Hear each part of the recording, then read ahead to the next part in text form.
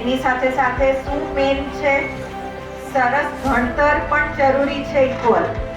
એટલે અહીંયા સરસ આવીને ભણો, સરસ એક્સરસાઇઝ કરો, ફિટ રહો અને શુદ્ધ પાણી તમને આ બધામાં મદદ કરશે. ઓકે, બધા બરાબર ભણો છો ને?